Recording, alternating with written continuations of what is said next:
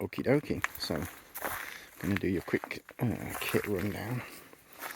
There's the Van Gogh Venom 400 airing out. I've got a silk sleeping bag liner that I actually put over that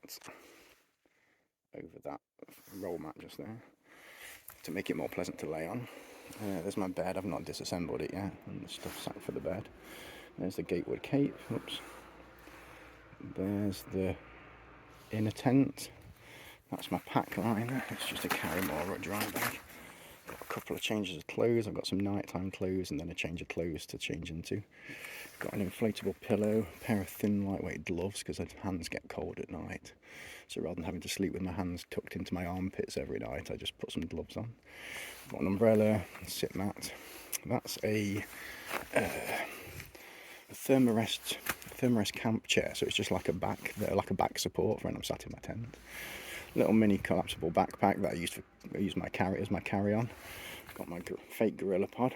Up here I've got my toiletries. These are silicone resealable bags, like reusable sealy bags. So I've got one there with my toiletries in, one there with my electronics, spare one there in case I wanted to carry any food stuff. That one's got my kind of camping cutlery in it.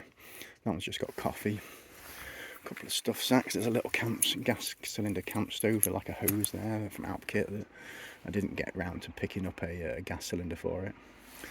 Got a titanium pot there. Got my cozy, another titanium pot with a lid and a bell handle, titanium plate, titanium kettle, titanium cup. So I'm just using this. Where is it? This is my stove I'm using at the moment. It's by Tokes. It's a little capillary action stove. As you can see that white residue around the top. The alcohol that I'm able to get here has got some sort of something in it that's leaving like a crystally sort of salty residue around the top of the stove, which isn't great because that relies on having these really thin, narrow channels to sort of pressurize the heat, pressurizes the fuel coming through them, and if it's getting clogged up with that white salty stuff, that's bad mojo. Anyhow, that's all my kit. It's my rucksack, my sleeping bag. I brought some Crocs. I mean my rucksack and my walking pole. Sorry. That's about it really. I've got all my food just hanging up there in that carrier bag just to stop any rats coming or if there was any wild hogs. When I walked out into the countryside further, I was looking for somewhere more remote to camp, and I was finding all these kind of like wallows. Let me turn the camera around so if I can get myself up. There we go. So I was finding all these kind of they look like wallows, and the bottoms of the trees was all roughed up with mud all over them, and it looked like hogs. And I heard there are wild boar in this country, so I just didn't want to camp there because that was, something else already lived there, so it didn't feel safe for me to camp there. So I came back to this funny old abandoned building. There is a house over that way, a few hundred yards.